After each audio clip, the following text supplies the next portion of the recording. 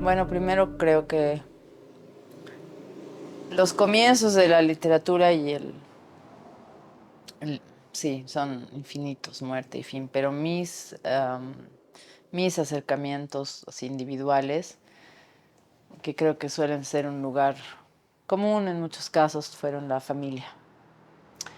Am, Mi abuela me contaba todas las noches de las crónicas potosinas, por ejemplo, los tojlolitos o el Santo Cristo de bronce, que son bastante terroríficas, que es un género que me gusta mucho ahora, sobre las catacumbas que cruzan Potosí de una iglesia a otra, por ejemplo, ¿no? Y lo que se encuentra allí, lo que pasaba.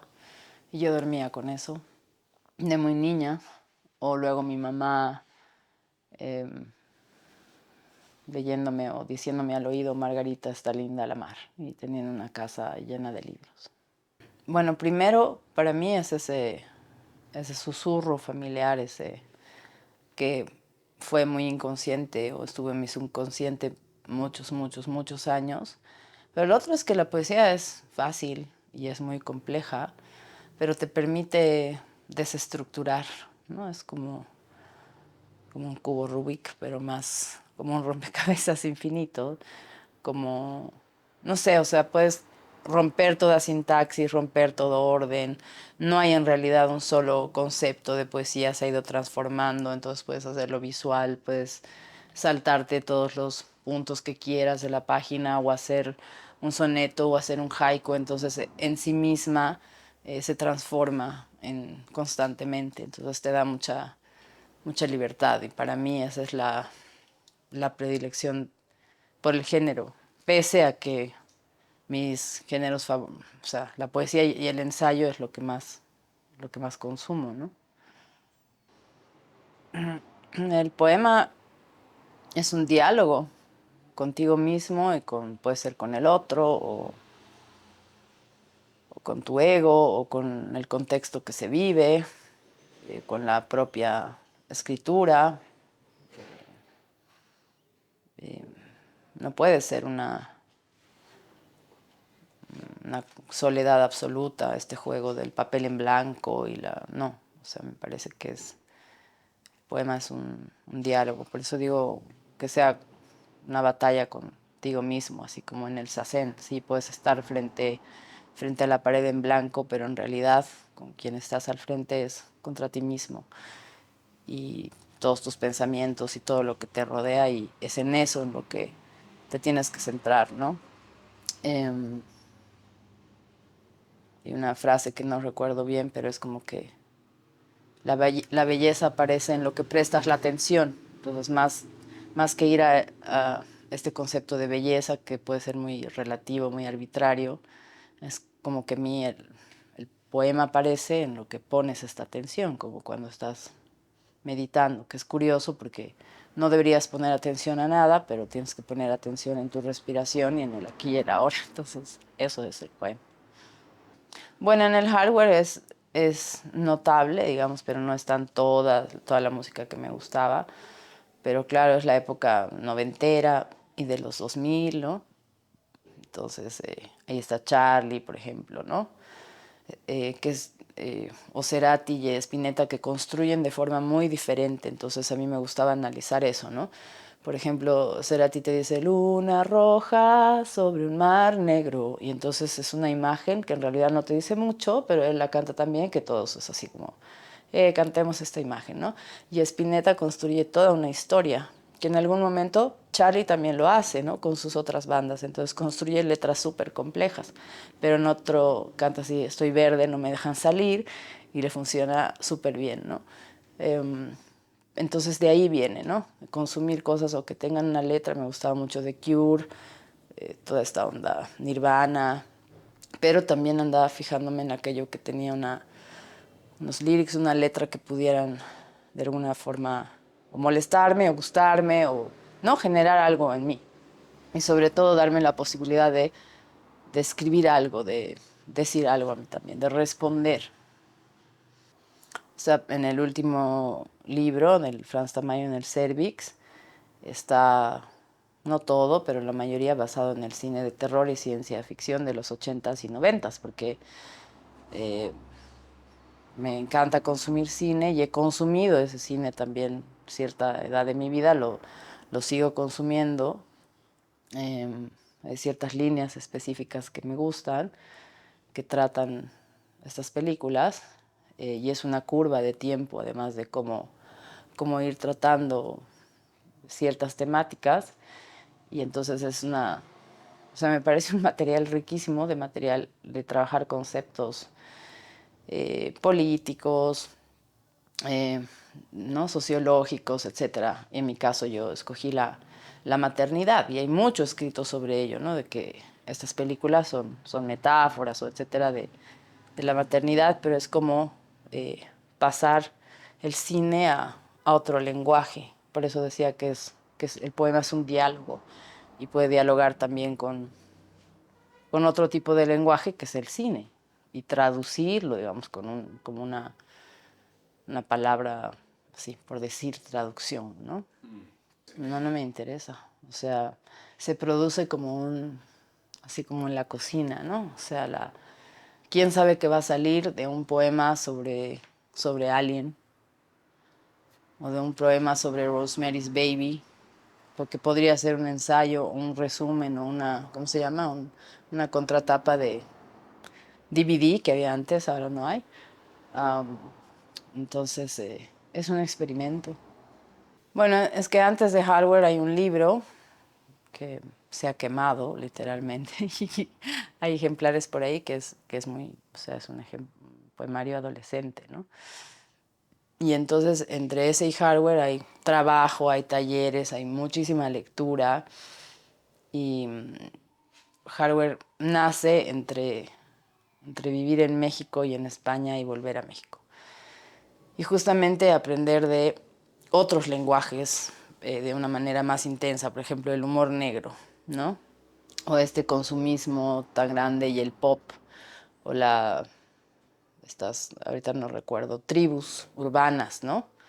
Que los escatos, que los darks, que los bla, bla, bla, y sus lenguajes también, sus símbolos, sus manifestaciones, pero en realidad de forma de consumo, ¿no? De ver barrios gigantes en el DF, como el Chopo, donde iban los darks, los góticos, y se hacían hacer los dientes o sea, todo era para consumir, ¿no? A mí no me generaba como esta identidad real, porque finalmente todo era para consumir y para vestirse y ser para afuera. Entonces, el Hardware es un libro pop en ese sentido, para ser vendido. Y se construye desde ahí, por eso tiene las princesas Disney, sí, obviamente con un enfoque irónico, porque también esa es la idea, vender algo, pero que esté trastocando eso que se ve y eso que está postulando. Hardware influye porque, bueno, es ese viaje, es esa transición de yo salir de Bolivia, que en ese momento para mí era muy importante, um, y poder escribir lo que estaba viviendo, sobre todo en México, más que en España, soltar muchas cosas que tenía.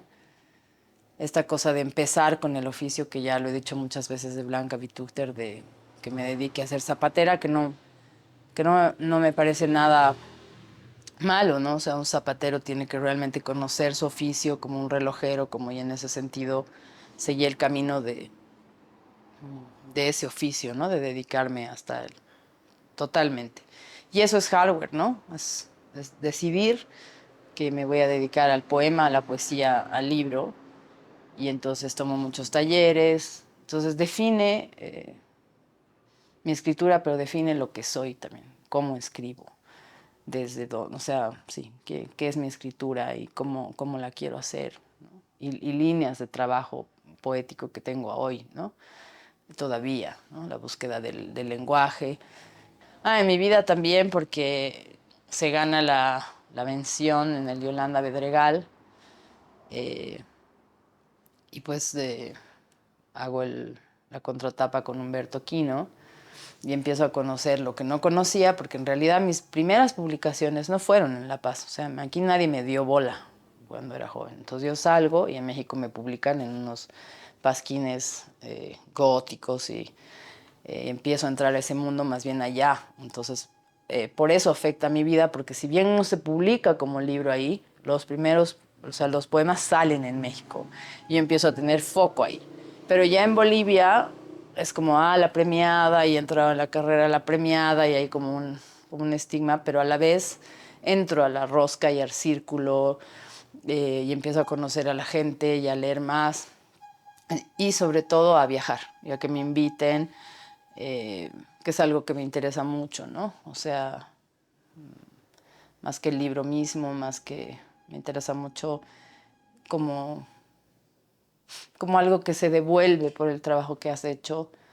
Eh, Como no hay devolución económica, pues el poder transformarlo en otra cosa. En mi caso, en viajar a festivales, conocer gente, conocer otras lecturas, y eso significa hardware en mi vida. Es el punto de partida de lo que yo he querido continuar hasta ahora. Por eso creo que para los escritores o los poetas es siempre difícil definir el poema.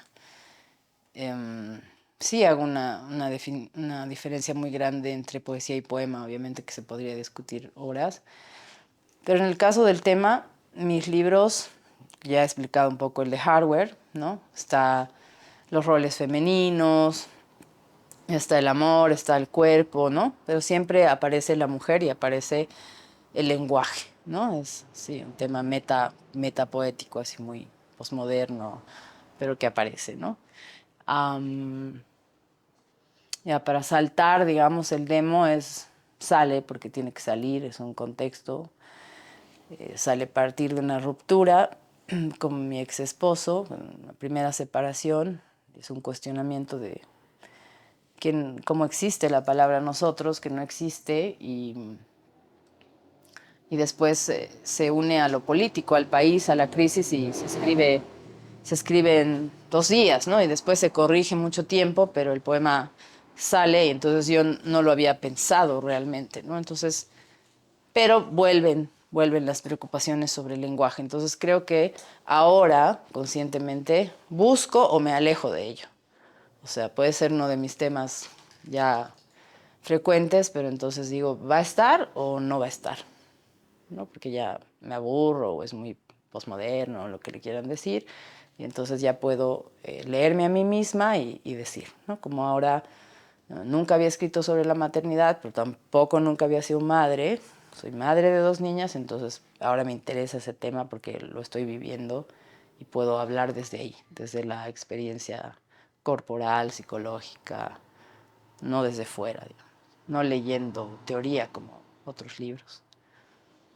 Ya, sin cosas muy concretas, porque se podría hablar de la ficcionalidad de la poesía en la que yo creo totalmente como género, porque es literatura, em, voz, personaje, digamos, en cosas como digo, muy, así muy parte estructural del poema, ¿no? Como yo soy, sí, la voz, el tiempo, el espacio, el personaje. Entonces para mí es como construir un texto, pues, ¿qué más? Una casa, ¿no? Entonces tiene que tener su techado, su piso, su cimiento. Entonces separo así porque se va dando, pero ya cuando estoy en la parte de pensar el texto, de realmente corregirlo, estructurarlo, defino eso, ¿no? De qué voces van a ser, cómo se contestan, a dónde van, desde qué tiempo lo hacen, desde dónde lo hacen, si es el pasado, si va a volver al presente, si hay alguien que responde, si hay muchas voces, si van a ser personajes concretos o si no van a tener nombre, si van a, como en un cine, pues, si van a mover de lugar, si va a ser un viaje del héroe, si va a empezar en el medio de la historia, si no va a haber historia, o sea, hay muchas cosas que construir, ¿no? Y el cine te da eso, pues. Es como el teatro y media res, ¿no?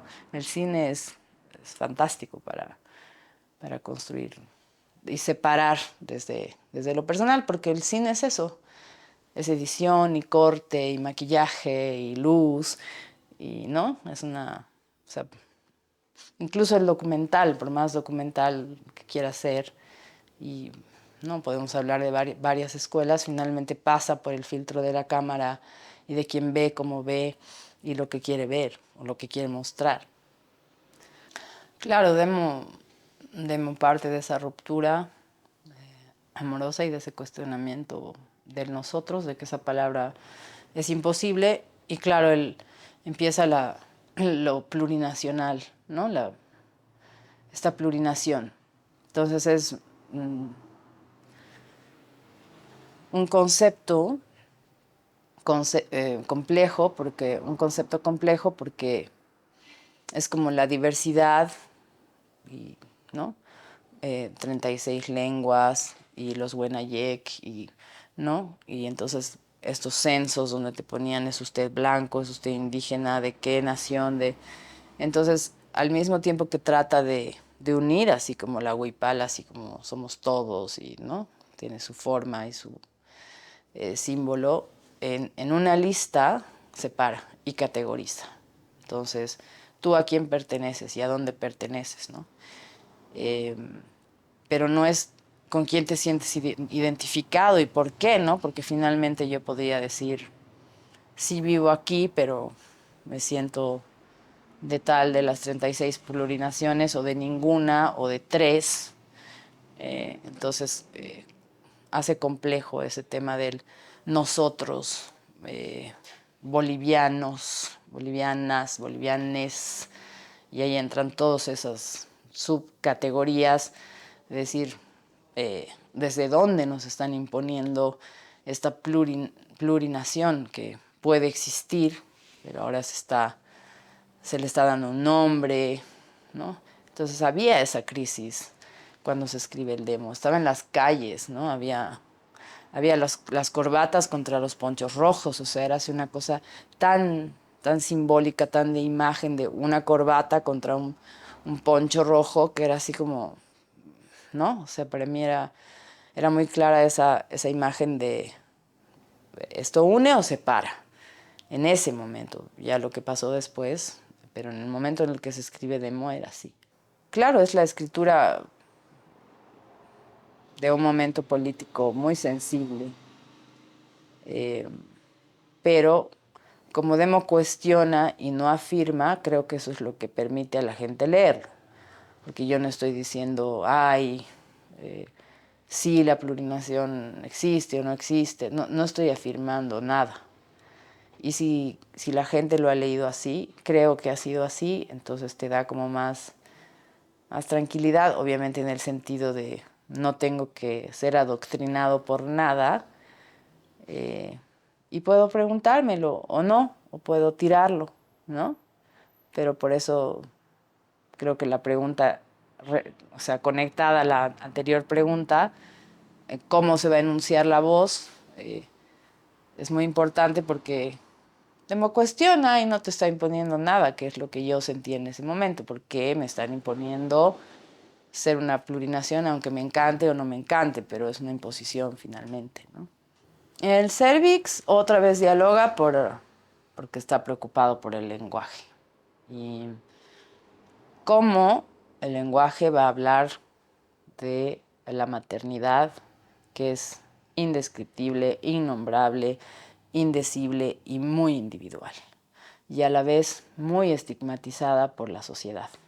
Yo creo que los premios en Bolivia son un aliciente no solo por lo económico, porque mmm, eh, de algún modo fomentan a que los escritores, las escritoras, eh, estén más centradas en su trabajo, ¿no?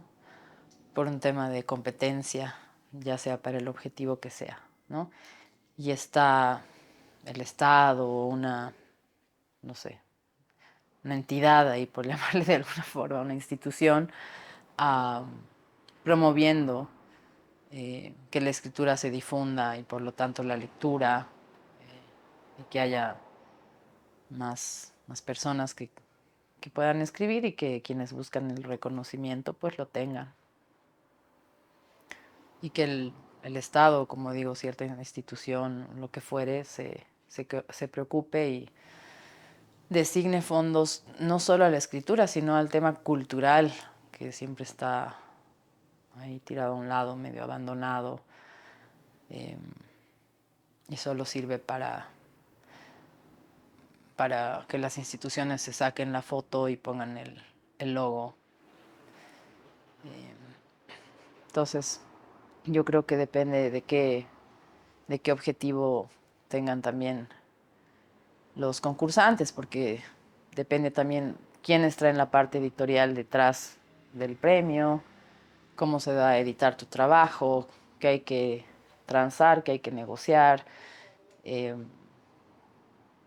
no es fácil eh, estar en un premio por las consecuencias que pueden haber en tu escritura. Bueno, el colectivo LE no existía cuando se hace la colección Pata Pata. Era Chuimampi, ¿no? Chuimampi Ser de Corazón, y yo trabajo con Sandra Rivera, y una psicóloga. Y en realidad era un proyecto que tenía un poco otra forma que queríamos hacer con Marco Sainz, quien es una referencia para mí de entrar, ya habiendo aprendido todo el tema lúdico y de gestión cultural en México, pero es como quien me da el pie, ¿no? Vamos a trabajar con el ministerio, vamos a entrar a la feria. Y entonces, con ese ánimo de México y el aprendizaje de Marcos, eh, pues yo decido seguir ese legado y buscar personas que puedan hacer el proyecto.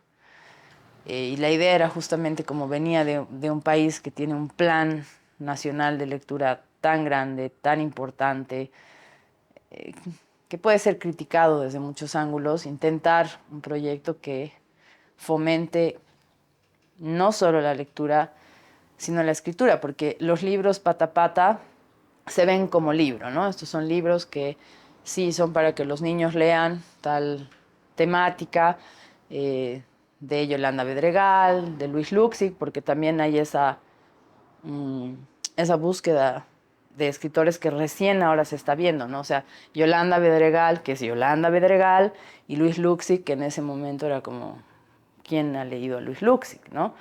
Entonces hay una lectura también propia mía, porque mis compañeras no eran, digamos, consumidoras de poesía, pero tenían su gran papel en la parte didáctica, lúdica de los ejercicios que se hacían. Entonces, por eso hablo de lo que está detrás, porque ahí era lo más importante, eran los talleres de acercamiento de la poesía a las niñas y niños. Eso era lo más importante. No era la publicación del libro. Entonces era ir, viajar a Guanuni, ir a las zonas alejadas de La Paz, ir a Yungas, ir a Tarija, donde fuere, y trabajar con niños y niñas, y en algunos casos adolescentes. Y hay anécdotas ahí muy fuertes. Las hablaba el otro día con una artista, con Alejandra Dorado, que también ha trabajado mucho con niños y adolescentes, que había niños que nunca habían agarrado un pincel o una caja de colores, ¿no? Para el momento de la ilustración. O que los padres o madres de familia pensaban que era un taller de reforzamiento para, ¿no? Ahí le va mal el lenguaje, entonces tiene que entrar. O que las directoras o directores del colegio decían eh, que, que vayan los mejores alumnos solamente. Entonces nosotros teníamos que poner parámetros y decir, no, que vengan quienes quieran venir, solo en el parámetro de edad al que va dirigido este taller, y el próximo será otra edad. Pero si hay algún caso que también quiera venir, pues que venga, ¿no?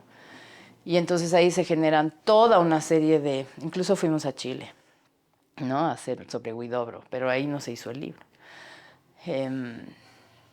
Entonces se genera toda una serie de didácticas que están vaciadas en una guía que no se ha publicado, lastimosamente, que va a los profesores. Entonces el proyecto pasa a capacitar a los profesores en cómo fomentar la lectura y la escritura, es decir, siempre esta ida y vuelta, ¿no? Leer para escribir, escribir para leer, todo el tiempo, y relacionarlo, que es algo que yo trabajo, con otro lenguaje que es el arte, ¿no? La pintura. Y bueno, o sea, no tiene nada que ver con el ego, pero hay resultados así impactantes, de estos niños que nunca habían pintado o nunca habían escrito, nunca habían leído un libro de poesía, y en algunos casos que hemos tenido, por ejemplo, la sorpresa final del taller de Chuimampi era que, por ejemplo, Julio de la Vega ha ido a la escuela, y era la sorpresa, ¿no? Entonces este ser que lo habían leído así ficcionalmente, que había leído, había escrito sobre los paisajes de Bolívar, de pronto el último día llegaba, ¿no? Llegaba y los compartía con ellos y comía con ellos, y era un ser absolutamente real como era, ¿no? Juan Carlos Orihuela también estuvo, y habían otros que no podían estar porque no estaban en este plano del mundo ya.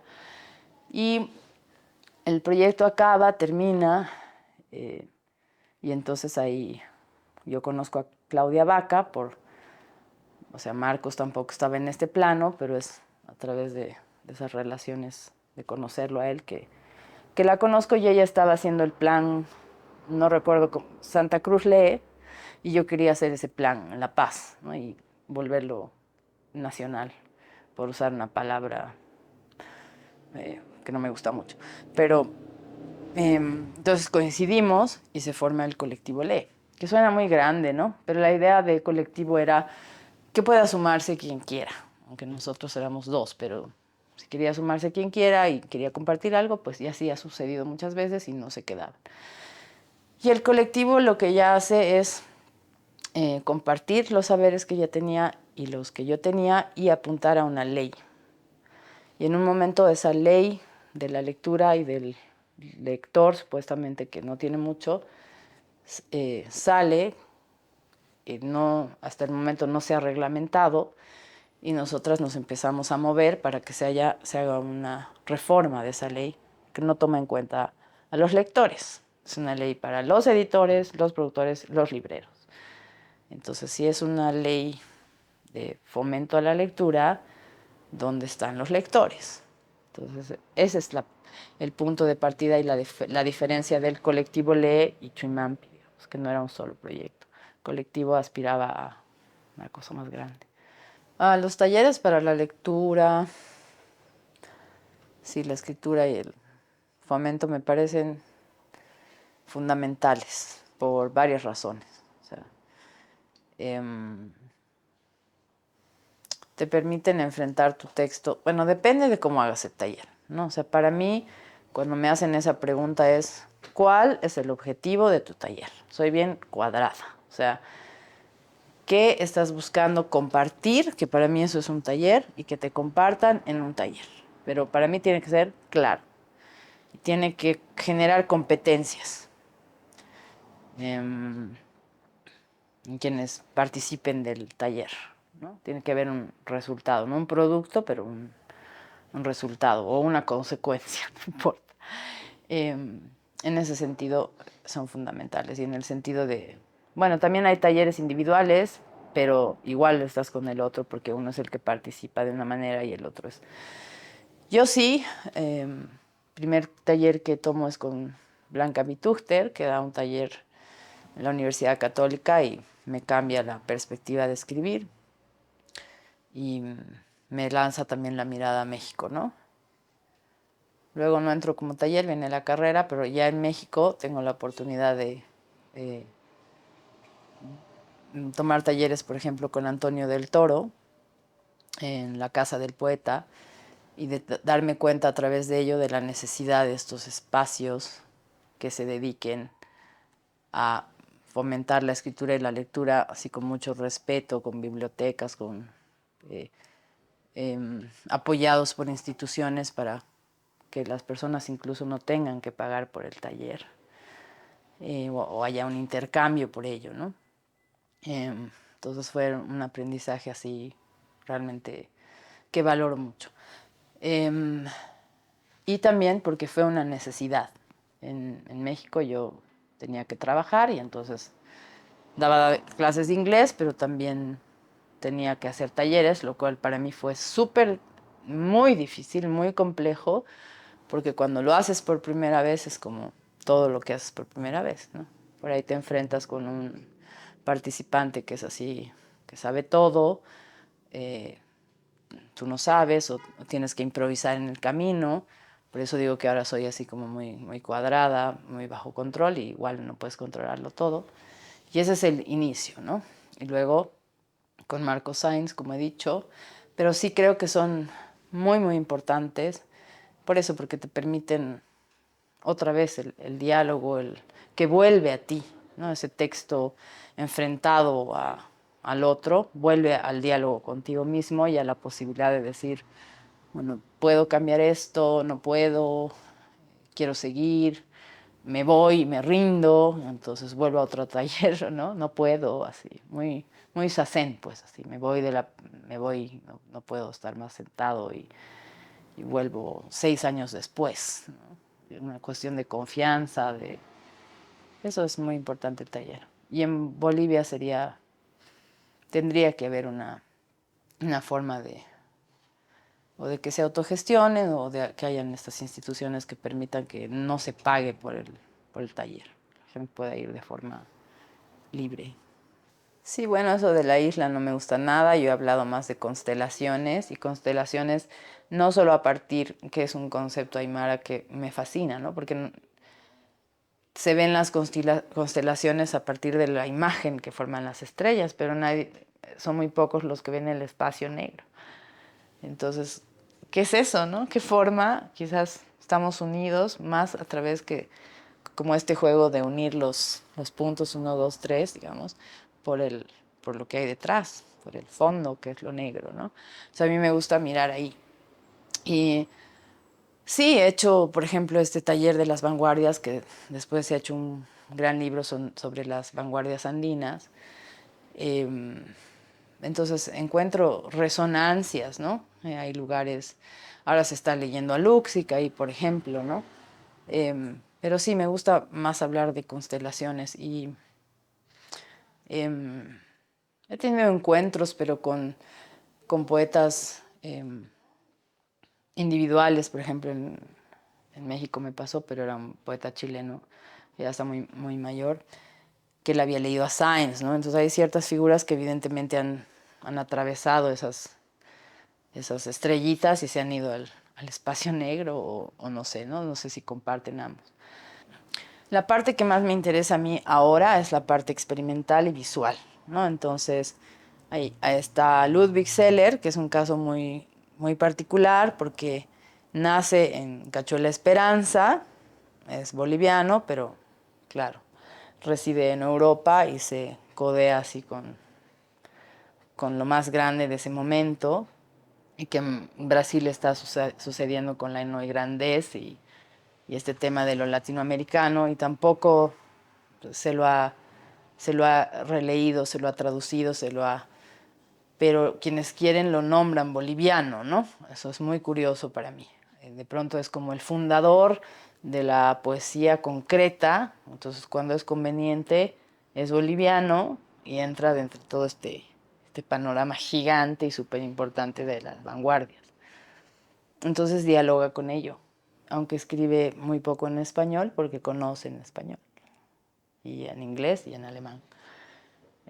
Pero sí, en algún momento él dice esto, pero como un punto de casualidad y etcétera, pero no es que trabaje lo boliviano o que dialogue en su obra con lo boliviano o con otras obras, ¿no? Sino es más por esta cuestión de vida y de haber nacido en un lugar. Um, Después no sé, no sé qué te diría, no es algo que me interesa mucho analizar, más que cuando estoy haciendo un ensayo y algo, pensar en estas estrellas que se unen, y muchas veces es a partir de una voz, que es quizás, o de un tiempo, eh, no necesariamente, que tampoco les gusta ver, pero existen, ¿no? Estas escuelas, estas generaciones, y que se está empezando a ver, ¿no? Que estaban como resistentes a ver, de decir, aquí no hay generaciones y aquí no hay poetas que se conformen, pero a ver, ¿de qué lado sí, ¿no? Entonces, para mí es, como he dicho, la poesía visual, entonces la poesía experimental. Entonces, parto con Borda, que puede parecer sin sentido, y claro, hasta los nuevos que están haciendo cosas más audiovisuales y experimentales. Pero por ahí, por ejemplo, para mí pasa Science, o pasa incluso Juan Cristóbal Maclín, porque están dialogando con el otro arte, ¿no? E incluyen muchas veces sus ilustraciones, y no necesariamente el poema tiene que ser concreto, ¿no? Pero ellos, así por decir ciertos nombres, desde Gombringer, que he dicho, hasta, no sé, los más jóvenes, están formando una constelación en toda su diversidad. Están unidos por una búsqueda común, ¿no? Y hay que, para mí es muy, muy importante hacer ese índice, y es lo que estoy intentando hacer porque es la parte que me gusta. Ahora, hablando así como literatura nacional, ahorita no me interesa, es enfocarme en ese objetivo, que es lo que más me gusta ahora. Esa es una pregunta malvada. Em, sí, pues, ¿no? Naces, siento que formo parte de una generación. em, por ejemplo, en el demo dice: mi país son mis amigos, ¿no? Y mis amigos, escriban o no escriban, son parte de esa generación. Con ellos puedo hablar de lo que sea, ¿no? A ver, ¿te acuerdas el yo que que esta soda daba de, ¿no? Y eso te trae memorias y los puedo escribir. Entonces, más allá de la generación de escritores, sí, me considero parte, ¿no? Como así hablan, ¿no? Ah, sí, generación de los noventas, el grunge, MTV, y entonces puede haber ciertos rasgos en la escritura o no, pero bueno, hay una frecuencia, ¿no? Con el Vadik Barrón, con quien yo no comparto muchísimas cosas, la música está ahí, es clarísimo, ¿no? Sí, por eso me parecía importante responder la pregunta anterior, ¿no? Porque es muy difícil hacer una antología, como lo fue Cambio Climático, con Benjamín Chávez y con Juan Carlos Ramiro Quiroga, que es 70 hasta 80, digamos. En realidad empieza el 76, no fuimos antes. Donde te incluyen, ¿no? Por mayoría, por mayoría los otros dos compañeros que están trabajando contigo, porque pues tú eres parte de esa generación y de lo que se ha publicado, editado. Em, entonces muchas veces no se toma bien, es como que la compiladora está ahí, pero otras veces sí, pues es interesante estar en ese diálogo. Entonces, eso me ha hecho sentirme más parte, ¿no? Que seamos como un todo, las veces que nos hemos reunido, que hemos visto, que hemos dicho: ah, él también debería haber sido publicado, no lo conocía, yo lo he conocido a partir de esto, y qué bien. Justamente une a la pregunta siguiente, porque permite como hacer o varios, no un hilo conductor, sino abrir varios afluentes, varios hilos, eh, de los que se sigue o no, pero igual es una continuidad, una respuesta, digamos, algo que se ha propuesto, y estas nuevas propuestas de escritura están proponiendo, ¿no? Yo estoy saliendo otra vez a la movida, al ámbito literario, eh, claro, después de cuestiones personales y también de la pandemia, y también de no escribir después de muchos años. Y entonces estoy en un proceso de conocer. No puedo decir que he leído todo lo que hay.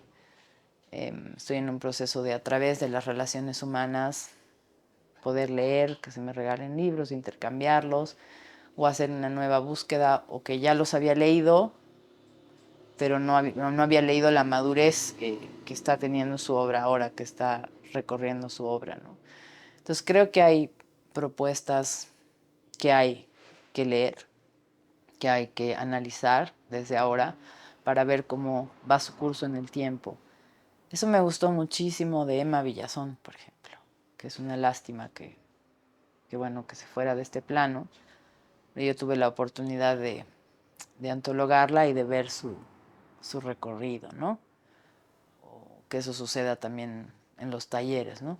Que aparece alguien y es una nueva generación, una nueva corriente, lo que quieras llamarle, o una nueva voz, que prefiero llamarle, una voz más individual, y entonces poder ir viendo lo que sucede, ¿no? Como la Emma, como la Iris, eh, como la Joan, como el Andrés. Mariño es.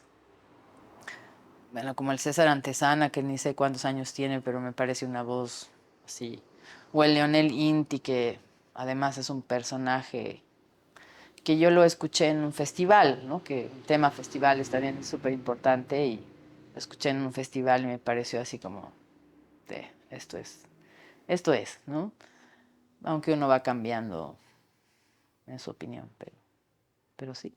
Claro, cuando debe ser muy sabido para los que ven, pero antología viene de recoger flores, ¿no? Ya sea flores del mal o flores muy bonitas o espinosas, no importa, pero es ese proceso tan, no sé qué palabra usar, ¿no? De ir y recoger una planta que además es un ser vivo y elegirlo y por qué y para qué y cuándo y, ¿no? Etcétera. Y mostrarlas. No tienes digamos, no es como un poder, sino que es un diálogo nuevamente con estas personas que te permiten, porque hay otras que no quieren estar ahí y que tú desde un enfoque, desde una mirada, decides reunir. Entonces las antologías sirven primero para, si ese es tu objetivo, dar un lugar, una edad, una generación, o más bien una cuestión de fractura, de disgregación, pero es una selección, pues, ¿no? Es un orden, finalmente, y es como una guiada, una guía, perdón, es una guía al lector, ¿no? Para decirle, pues, estos forman parte de esa oscuridad de la constelación o están formando tal cosa y por eso es interesante leer todas las voces que son separadas o que se conectan por X, Y, Z, ¿no? Y además por eso que he dicho al principio, porque, bueno, si la literatura boliviana es tan inaccesible, tienes que ir a buscar a 3 editoriales o 5 que además lanzan un tiraje de 300 ediciones y tú como escritor no sabes si realmente son 300, de pronto en un país como este, la antología te da la oportunidad de decir, ay, voy a leer 10 poemas, pero de 50 poetas. Entonces es más fácil para el lector y luego decir, ay, me ha gustado X, Q, A, R, y entonces me voy a comprar ese libro. Entonces es muy concreta su función. Estoy leyendo textos budistas, no estoy leyendo mucha poesía. Estoy releyendo. No estoy leyendo mucho, no me he comprado mucha poesía. Am, He estado releyendo justamente a la Emma Villazón y creo que es totalmente recomendable. Hay que leerla y hay que releerla. Sí he estado leyendo al César Antesana y he estado teniendo la oportunidad de escuchar, que me parece también muy importante el proceso vivencial. O sea, sí me puedo comprar el libro, todo bien, pero tenía esta plática tan linda el otro día, no recuerdo con quién, de que sí, te puedes comprar el libro, pero ver si es posible escuchar al poeta nunca va a ser lo mismo que leer el texto. O sea, eh, por más que el poeta sea muy plano, hay poetas que trabajan muchísimo la voz, muchísimo el escenario, la enunciación. Entonces, sí, hay que leer mucho, pero es importante también ir y escuchar y, y valorar, ¿no? Por este tema de que es un arte más complejo de lo que, aunque la escritura es en sí muy compleja, ¿no? Eh, Aunque sean mis estudiantes de colegio o pequeños estudiantes como los de Chuimampi, yo les digo, un futbolista, ¿cuántas horas entrena para ser futbolista, no? Un pianista, ¿cuántas horas le dedica? Entonces, si quieres ser escritor, pues, ¿no? Y entonces viene la otra pregunta, o sea, como un pintor abstracto como X, que no voy a decir, su cuadro vale 5,000, 10,000, 20,000 dólares en exterior y un libro vale 40, o sea, ni siquiera un poema, o sea, como un cuadro, ¿no? Cuando es un trabajo, pues así, un oficio de, de una intensidad, ¿no? De una labor eh, realmente dedicada a ello, ¿no? Eso.